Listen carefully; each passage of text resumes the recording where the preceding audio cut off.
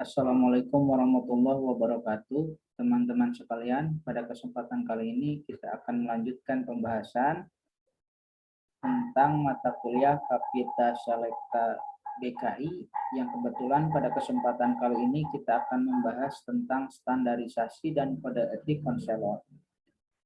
Nah, kenapa ini penting? Sebab apapun profesi yang kelak kita akan jalani pasti akan berhubungan langsung dengan orang lain, maka kemudian dibutuhkan standarisasi dan kode etik agar kemudian profesi yang kita jalani mampu berjalan secara efektif, secara efisien, bahkan lebih jauh dari itu akan terhindar dari perilaku merugikan orang lain. Nah, teman-teman sekalian, yang perlu kita pahami sebelumnya adalah apa yang dimaksud dengan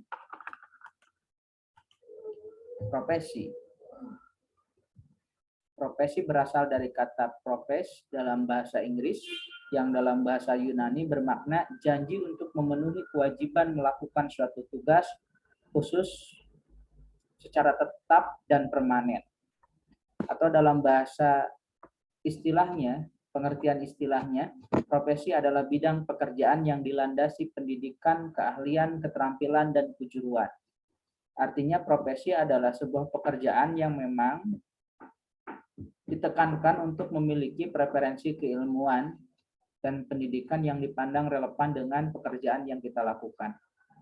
Nah, atau dalam bahasa lain diungkapkan pekerjaan atau kegiatan yang dilakukan oleh seseorang dan menjadi sumber penghasilan kehidupan yang memerlukan keahlian, kemahiran, dan kecakapan yang memenuhi standar mutu dan norma tertentu serta memerlukan pendidikan profesi. Dari dua definisi ini dapat kita simpulkan, maka sesuatu bisa disebut profesi apabila kegiatan tersebut berkaitan dengan cara bagaimana kita mencari penghasilan, kemudian dilandasi juga dengan keterampilan dan keilmuan yang kemudian menunjang profesi yang kita jalani. Contohnya, konselor bisa jadi profesi karena ada ilmunya, kemudian ada wilayah kerjanya, ada konselor Islami yang bergerak dalam bidang karir, pendidikan, ataupun sosial, dan sebagainya. Selanjutnya, ada beberapa hal yang perlu kita pahami juga yang erat kaitannya dengan kode etik konselor. Kenapa ini penting? Karena profesi yang kita jalani akan erat dengan peraturan, yang mana peraturan tersebut dirumuskan sesuai dengan kesepakatan agar profesi yang kita jalani ini akan berjalan secara efektif, efisien, dan tidak merugikan orang lain. Apa yang dimaksud dengan kode etik? Kode etik bimbingan dan konseling adalah ketentuan-ketentuan atau peraturan-peraturan yang harus ditaati oleh siapa saja yang ingin berkecimpung dalam bidang bimbingan dan konseling, khususnya konseling Islam yang sedang kita pelajari.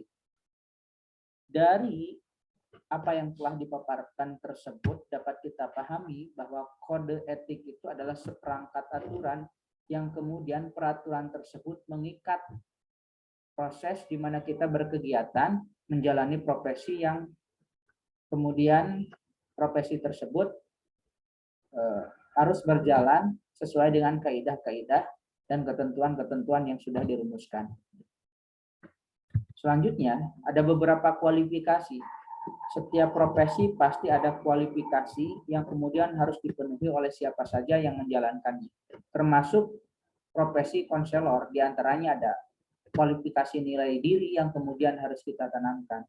Yang pertama, konselor wajib harus terus-menerus mengembangkan diri dan menguasai dirinya. Ia wajib mengerti kekurangan-kekurangan dan prasangka-prasangka pada dirinya sendiri yang dapat mempengaruhi hubungannya dengan orang lain dan mengakibatkan rendahnya mutu pelayanan profesional serta merugikan konseling. Pada poin ini ditekankan bahwa seorang konselor yang berkualitas dan ideal tentunya harus mampu memiliki semangat untuk senantiasa mengembangkan diri. Jangan sampai seorang konselor kemudian ia merasa cukup terhadap ilmu yang ia miliki dan tidak mengupgrade, tidak mencari insight bagaimana keilmuan konselornya itu ditambah, diperkaya khazanahnya sehingga semakin terampil, semakin menguasai dengan dinamika kehidupan yang semakin beragam. Kemudian mampu mengontrol dirinya sendiri. Konselor adalah tempat di mana orang lain berharap menemukan solusi dalam permasalahan hidupnya. Lalu bagaimana jika konselor, dan apa jadinya jika konselor ternyata yang ia datangi adalah konselor yang tidak menguasai dirinya sendiri. Begitu konselor datang, kemudian menjudge, menganggap salah. Padahal pada saat yang sama orang yang datang kepada kalian itu adalah orang-orang yang membutuhkan bantuan. Tapi kemudian kita membuatnya patah semangat, kemudian kehilangan kepercayaan diri dan sebagainya. Maka konselor yang baik adalah konselor yang senantiasa mengupgrade diri, kemudian mampu mengontrol perasaannya sendiri sehingga tidak merugikan dan mengurangi kualitas mutu layanan. Selanjutnya, konselor wajib memperlihatkan sifat-sifat sederhana, rendah hati, sabar, menepati janji, dapat dipercaya, jujur, tertib, dan hormat.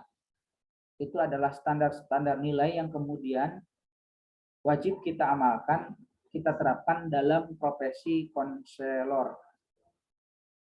Kenapa sifat-sifat sederhana itu penting? Karena konselor itu kan adalah orang yang dipandang kelak mampu menemukan, memberikan pencerahan bagi orang yang dihadapkan dengan masalah. Maka kemudian kesederhanaan ini penting agar siapapun yang datang kepada konselor akan merasa nyaman, merasa setara, merasa memiliki peluang yang sama. Rendah hati, nggak boleh sombong, sabar.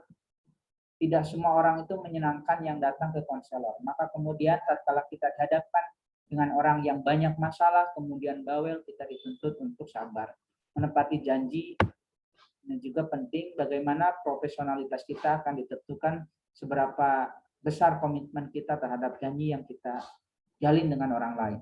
Dapat dipercaya, jujur, tertib, dan hormat. Dan ketiga, konselor wajib memiliki rasa tanggung jawab terhadap saran maupun peringatan yang diberikan kepadanya, khususnya dari rekan-rekan seprofesi dalam hubungannya dengan pelaksanaan ketentuan-ketentuan tingkah laku profesional sebagaimana diatur dalam kode etik. Nah, pada poin ketiga ini, konselor wajib memiliki rasa tanggung jawab. Jangan sampai kemudian ketika ada orang datang kepada kita, kemudian kita berikan beberapa opsi, beberapa jalan keluar, kemudian kita menganggap semuanya adalah keputusan konseli dan kita berlepas tangan apapun dampaknya. Maka kemudian di antara rasa tanggung jawab yang harus kita tunjukkan adalah dengan senantiasa menuntun para konseli untuk memilih jalan dalam menyelesaikan solusi atau dalam menemukan solusi permasalahannya yang baik, benar, serta tidak bertentangan dengan kaidah-kaidah hukum yang lain. Contoh sederhana, ada orang yang galau, kemudian kita memberikan saran kepada orang tersebut untuk mengambil me time, untuk mengambil waktu memanjakan diri. Tiba-tiba kita menyarankan agar orang tersebut meminum minuman keras, mengkonsumsi narkoba, kan itu tidak bertanggung jawab. Kita memberikan tips, memberikan arahan, atau memberikan solusi, tapi kalau tidak dilandasi dengan rasa tanggung jawab, efeknya akan seperti itu. Selanjutnya, konselor wajib mengutamakan mutu kerja setinggi mungkin dan tidak mengutamakan kepentingan pribadi. Nah, sebagaimana yang kita tahu bahwa konselor itu kan sebetulnya adalah profesi yang begitu mulia. Bagaimana kita mencoba menolong orang lain. Menolong orang lain agar kemudian dia menemukan dan mampu mengoptimalkan potensi yang dia miliki. Dan kebanyakan orang-orang yang datang ke konselor itu adalah orang-orang yang dihadapkan dengan masalah. Bayangkan kalau mutu kerja yang selama ini kita tunjukkan adalah berorientasi pada materi. Ada orang yang lagi kesusahan, kemudian secara finansial kita pun memberatkan orang tersebut. Pasti secara etis itu akan sangat bertentangan dengan nilai kemanusiaan. Ada orang yang lagi galau, ternyata seorang konselor tempat di mana ia datang serta berharap menemukan pencerahan malah memberikan harga yang begitu mahal sehingga memberatkan orang tersebut. Sudah batinnya terluka, finansialnya terluka. Dan terakhir, konselor wajib memiliki keterampilan menggunakan teknik dan prosedur khusus yang dikembangkan atas dasar wawasan yang luas dan kaidah-kaidah ilmiah. Artinya apa? Kelak ketika kita melakukan proses konseling, maka proses tersebut harus berangkat dari kaidah-kaidah yang dapat dipertanggungjawabkan dan sudah terbukti. Jangan sampai kita menjadikan para konseling ini sebagai kelinci percobaan. Tentu itu akan berdampak negatif dan memiliki beberapa resiko yang barangkali akan merugikan orang lain maupun konselor itu sendiri. Maka paling tidak seorang konselor yang hendak akan memberikan treatment, ia harus berangkat dan menguasai teknik-teknik yang seharusnya akan digunakan. Makanya penting bagi teman-teman semua untuk senantiasa mengupgrade, menemukan insight-insight baru, menemukan keterampilan-keterampilan baru, memperkaya khazanah keilmuan tentang konseling, agar kemudian treatment yang kita berikan kelak sangat dapat dipertanggungjawabkan secara ilmiah. Teman-teman sekalian, barangkali itu saja yang dapat saya sampaikan. Untuk materi selanjutnya, kita akan lanjutkan pada pertemuan selanjutnya. Terima kasih.